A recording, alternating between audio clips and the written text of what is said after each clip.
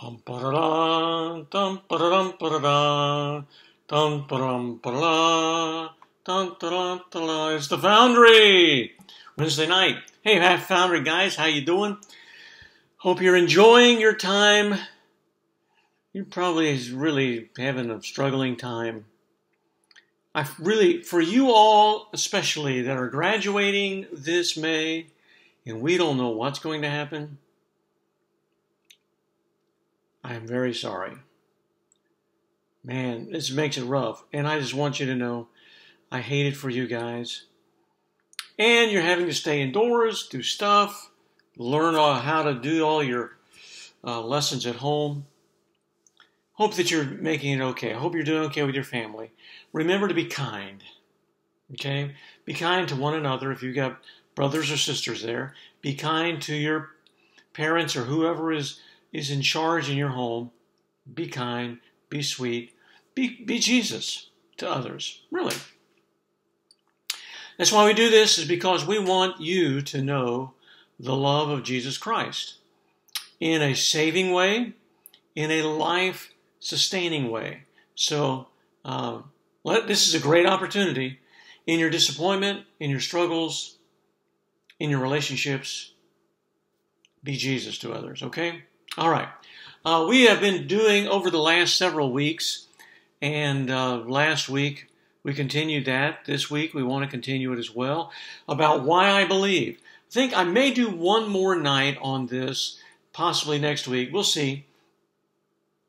I think it's certainly something that we all need to revisit from time to time, because we live in a time and a world, especially you as students, where questions abound as to who Jesus is and why in the world do you believe in him, and a lot of times we don't have a good answer.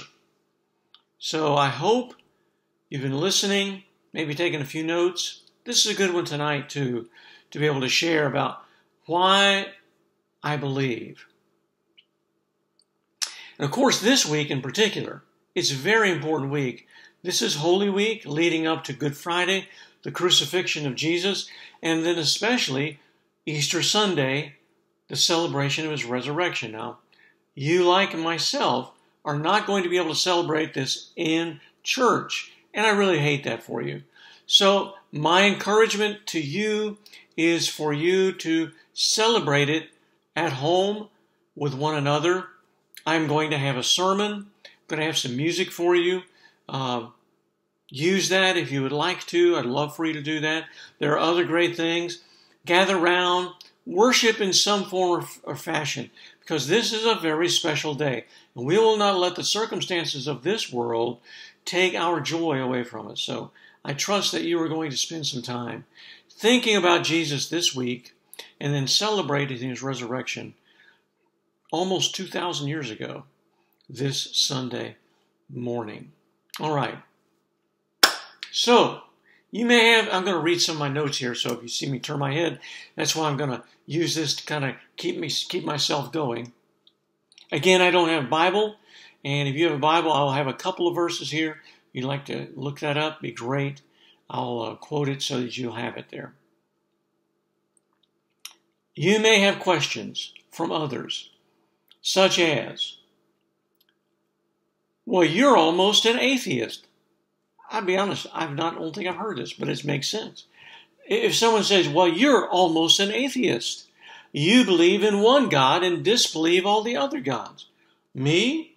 I'm an atheist. I just took that one God away. So you see, you're close to me. Kind of interesting. Or, there's so many religions in the world. Why think that yours is right and all the others are wrong? Isn't that kind of arrogant? Or, it doesn't matter what you believe as long as you're sincere and a good person. That's probably a big one. So what do we do? What do we do in trying to answer some of those things? Now let me say, first of all, just attitude-wise, guys, remember, be kind, be Jesus. And you never see Jesus beating somebody over the head with biblical truth. Much the opposite. The ones that he had real confrontation times with were the religious people The ones that he was the most tender and careful with and kind to were the ones far from him. So be kind when you're sharing any of these truths. They may not be.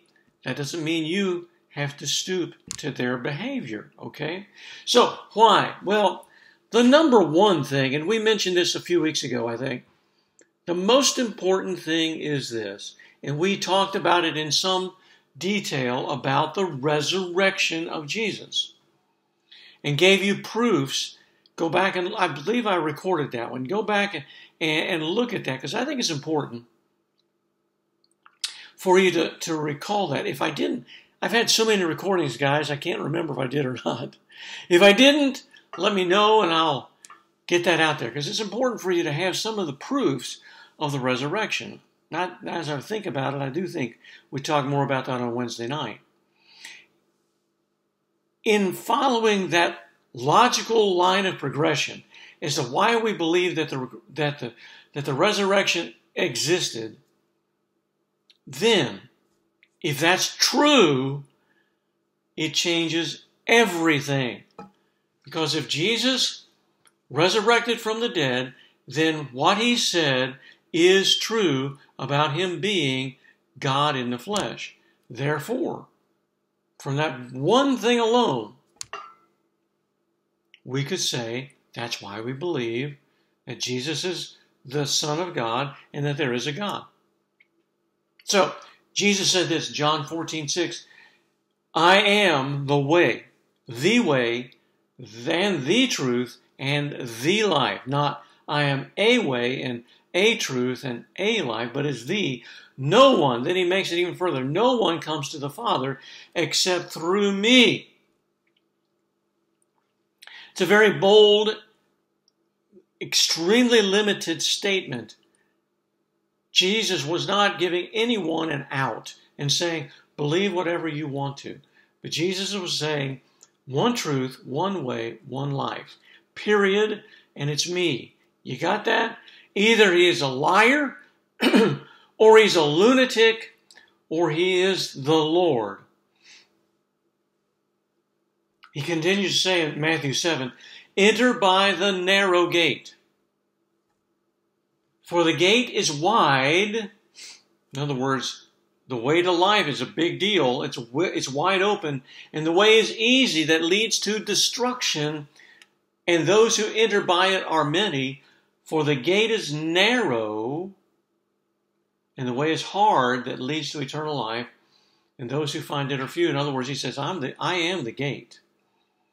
And it's you follow my life, and not many people will accept that, but as the only way. So Jesus is the ultimate reason we can know that Christianity is the one true religion. If Jesus did not raise from the dead, then everything's off the table. But if he did, then you better listen to what he has to say. All right? But let's go on. Let's go on. And the writer of this material, it was very good,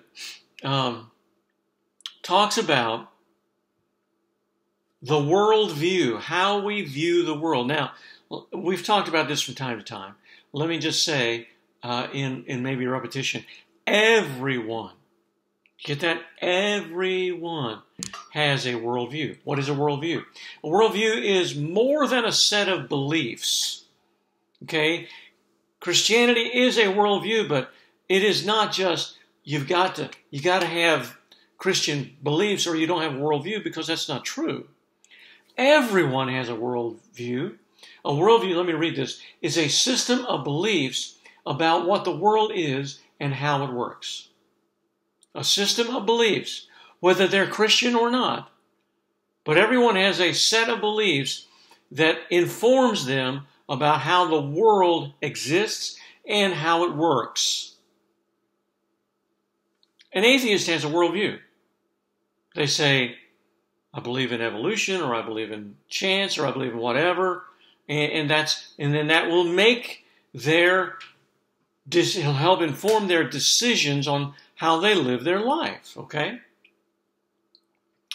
A worldview has the answer to 4 basic questions about reality.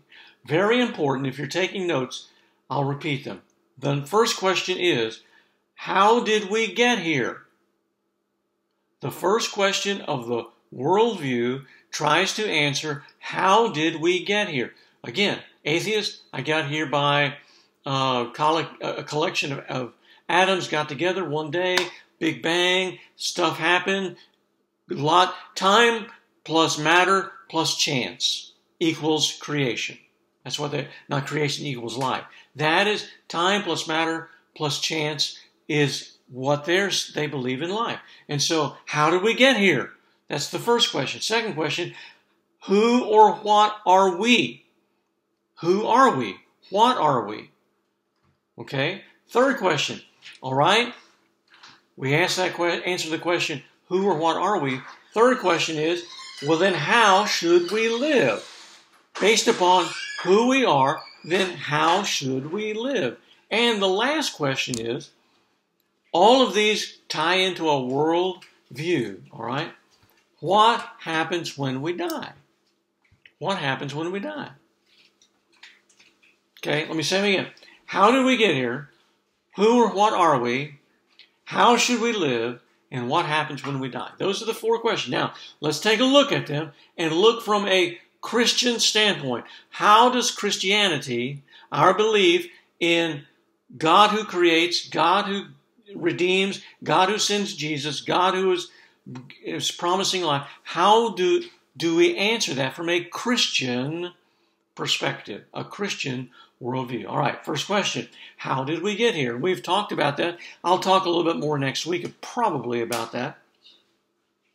And it all has to do with the very first chapter of the book. In the beginning, God created the heavens and the earth. And so what we believe as Christians is we believe that God is the author of our world. He created us. All right? He is the one, and I'll give you some reasons next week. Not just the Bible said it, and therefore it's true, but there are some scientific, reasonable reasons why we are here. I'll talk about them next week. But we believe that God is the author of life. Now, if you believe that, that starts everything off in a different place, right? If it's time plus matter plus chance, it's a totally different thing. But if we say God created us, then we say, oh, okay. If God, then He's beyond us, removed from us. You get that? He is at a different perspective than we are. And He is the one who caused life to happen. Rather than life just kind of happened and evolved. And here we are. And we're a collection of chemicals that our DNA has ordered over millennia, and that's who we are, and that's how. Okay, you get that? So if God created us, and there's reasons for that, then it changes the perspective. All right, second question, who or what are we? You know, my wife asks me all the time that question. Who do you think you are? No, she doesn't. She's too sweet. But someone probably might ask you that. And, you know, seriously, that is one of those life questions. Who am I? What is my purpose? What is my value? What do I base it upon? You see, worldview, we talk about how do we get here, but the second question is, you know, who or what are we?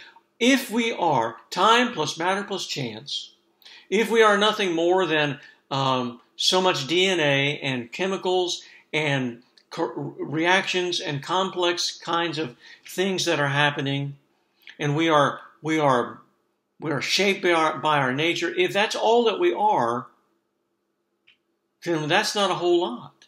Let's be honest. Where's your value from? Oh, it's my $5.93 worth of chemicals that make up Larry Floyd. That's not much, guys.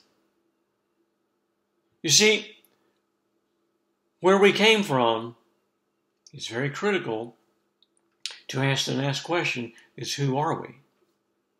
And what are we? Let me give you a couple of things. This is pretty good. Karl Marx. You guys have studied Karl Marx, the author of Communism, the manifesto back in 1849, I think, a long time ago. His his thoughts still continue on today in socialist kinds of settings. And his thought was that human beings are economic beings.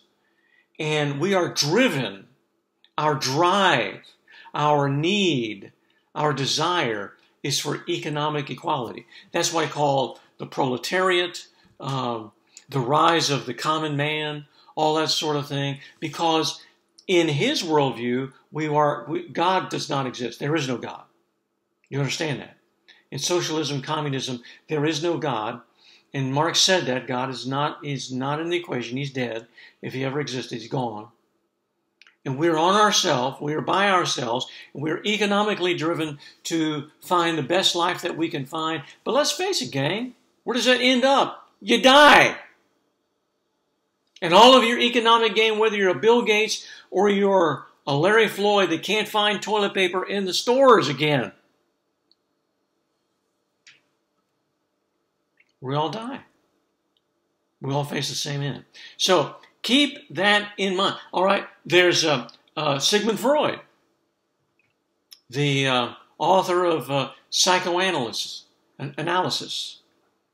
And he said that human beings are sexual beings, and we're driven by our urges and our desires, our id and our ego, and all the things that we were tied to in the past, and our need to get back to that kind of sexual satisfaction, and that's who we are. Well, great.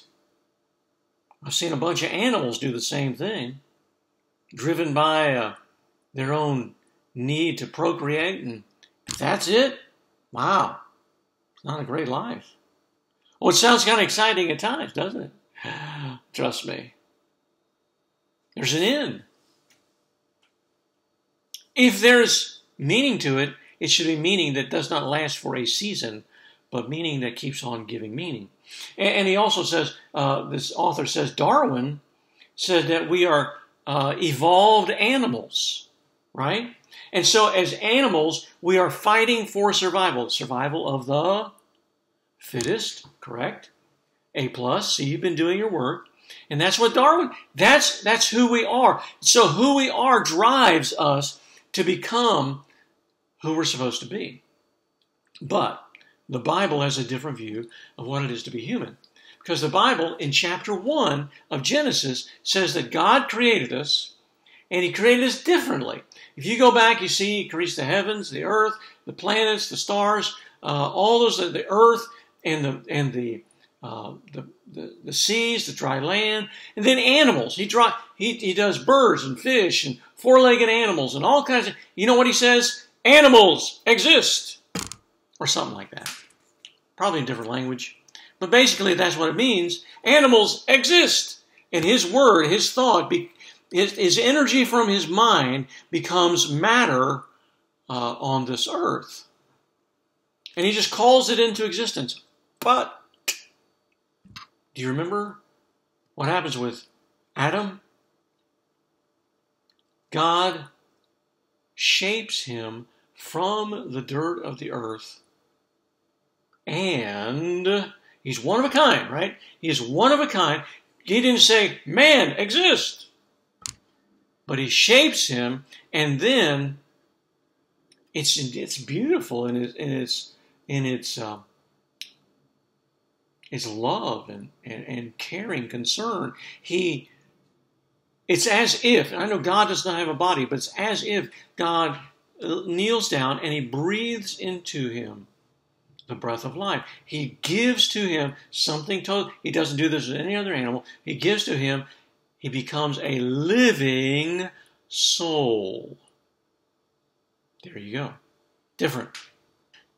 And because he's a living soul, he gives to us an opportunity to be with him. You see, because of the way that he loves us and the way that he gives us and creates us in his image, he immediately gives to us as human beings infinite dignity, value, and worth. If you go back and look at the Constitution, I watched the Gettysburg Address. Oh my goodness, he goes back. Abraham Lincoln goes back to the Declaration of Independence, where we are all created equal with inalienable rights. In other words, they're given to us by God. We didn't earn them, we didn't deserve them, but we have them. And that is because we have the dignity of being created by God, given a soul by God, so that we have the ability to love God. You see, one of the things that drives us, or should drive us, is to honor and glorify our Creator. Why were we made? To know God and love Him forever. To enjoy God and love Him forever. Now, we get turned aside and we do the sexual thing, we do the economic thing, we do the survival thing. But we're learning from this Christian worldview that God created us and He gave us Himself. We're the image of God, therefore we have a different life. Well, you go on. Okay, third question, then how should we live? I've kind of already gotten into that. You have to understand I get excited about these things. There is meaning to life. There is meaning, and is meaning that is given to us by God. This is what Jesus said in John 17:3. Now this is eternal life, that you know Him, the only true God, and Jesus Christ, whom you have sent. There you go. To know God and to enjoy Him forever. Now, that's not to say that an atheist or some other religion cannot find meaning and purpose in their life. They can. I know many great atheists do not have any kind of bearing with God, especially during this coronavirus pandemic. There have been a lot of great people doing a lot of great things, and they're not all Christians. There's a lot of Christians that aren't doing great things. And there are some that have no desire to proclaim that God created the world and has no worldview in the Christian sense. But they're doing good things. However, it's temporary. It's temporary. Just like we're trusting that this pandemic is temporary. But sometimes you can find bits and pieces of meaning in life. I love my family. That's my purpose in life. Guess what? The family grows up and leaves, or someone dies. I love my career. I'm going to find purpose and meaning. Great, wonderful. To have a great career. Maybe it's in the area of social needs, and you're doing great things. But guess what? You die, or you retire, or you get fired. You see, it's all good stuff, but it's not ultimate stuff. And we're saying that ultimate is God, and that's how we should live.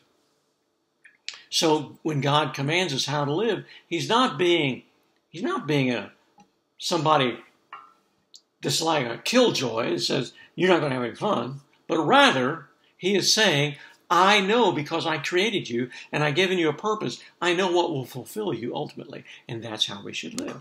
All right, last question. What happens when we die? Now it's a stark difference here. Stark difference. We believe, as in the Christian faith, is that everyone has a soul. Everyone. It is that inanimate object or part of our lives that is very real.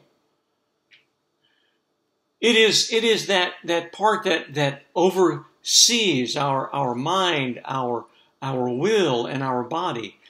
And it is broken. It was broken because of what happened in our disobedience in the garden. And as a result, the soul needs to be reclaimed, redeemed, and God does that by sending His Son.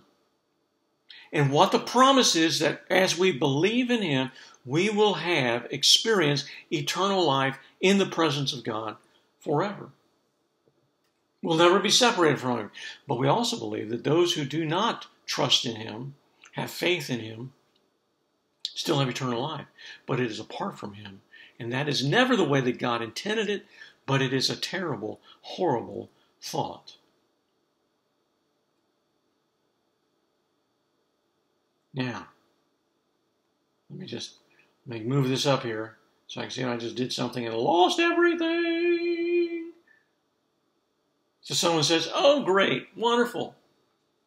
You believe God exists. Well, what about all the evil and the suffering in this world? Man, we've had a bunch of it, haven't we? What is God doing? Why is he doing this?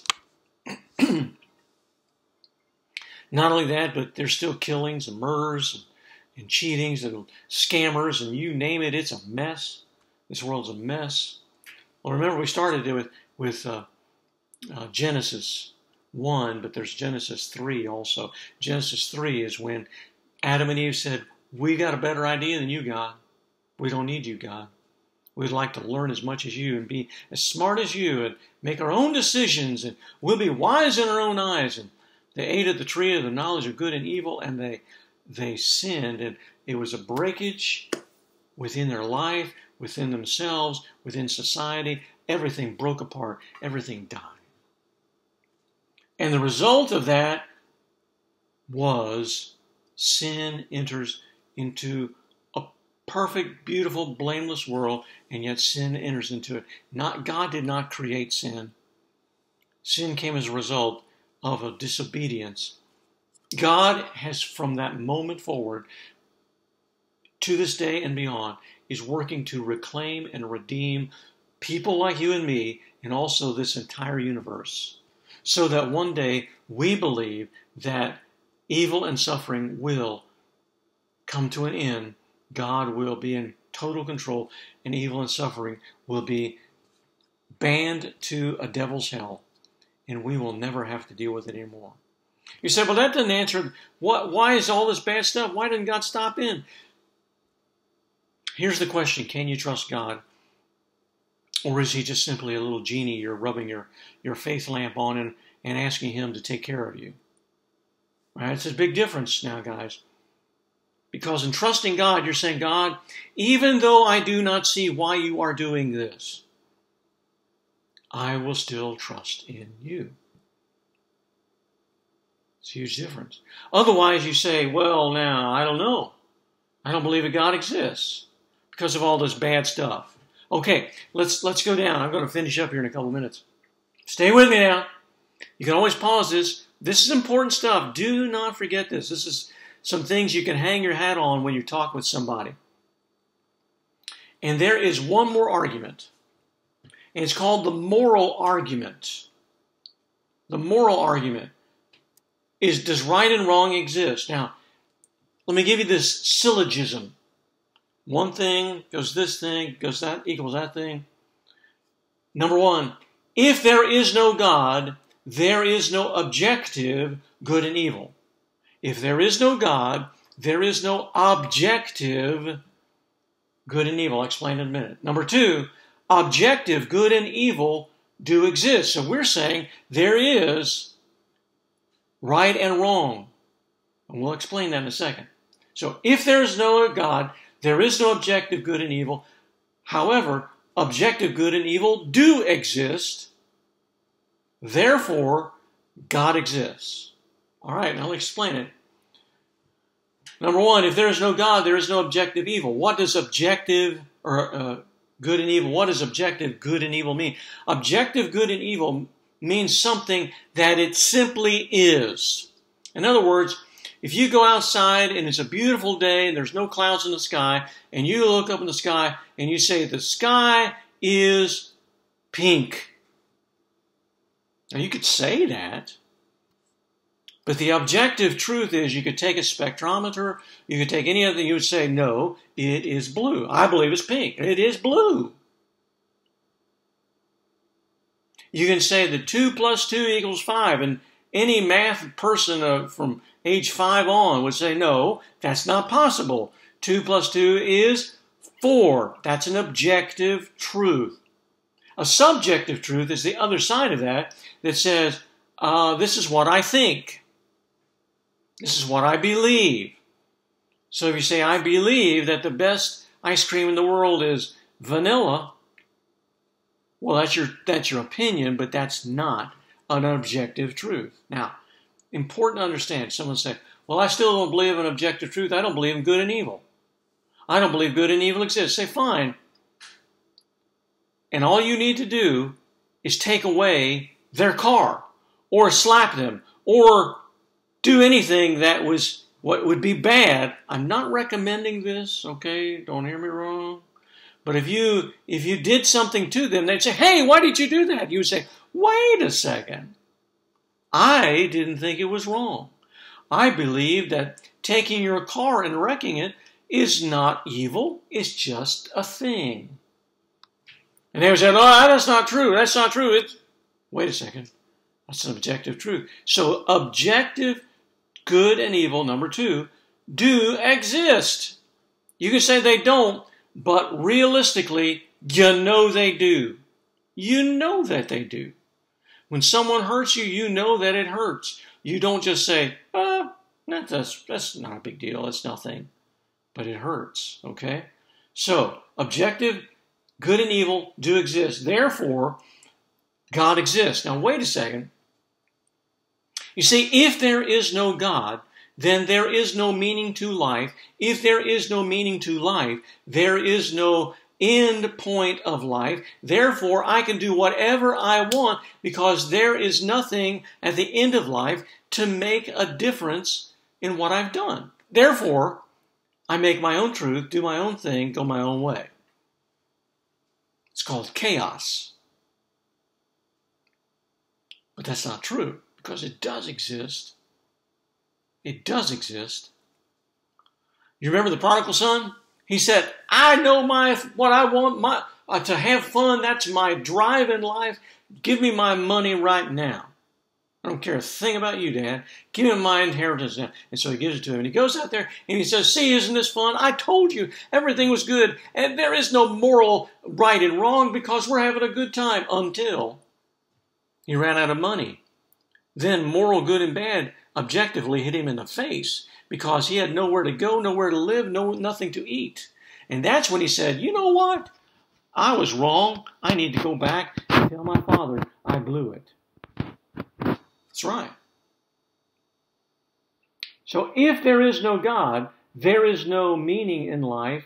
I can do what I want to. But since there is meaning in life, since there are those innate, unspoken rights and wrongs in our life, that's a proof in itself. Even the existence of evil is a proof that God exists. Because if there is nothing objective, how can you say that was evil? How can you say the coronavirus and the people that die from it is a bad thing? It's just a thing. But you know that it is a bad thing. There was no nurturing that made you feel that way. You knew it immediately. What's the solution? Everything points to Christianity as being the best explanation. Can you explain it so that it's scientific and you cannot get away from it? No, because there is trust involved. However, when you weigh all of the plus and minus of atheism or Buddhism or any other things, you will find that Christianity always is the most reasonable explanation of these 4 things. Where do we come from? Let me get them straight here. I don't want to miss them. Where did we come from? Who are we? How should we live? What happens when we die? Well, I need to end here. It's gone a little longer than I thought, but it's really important, guys. Really is. And I hope that you'll listen to it. And if you got a question, text me, email me. I'd love to try to answer it, okay? All right. Stay strong, stay safe, and be kind during this time. And I'll see you next week. Bye-bye.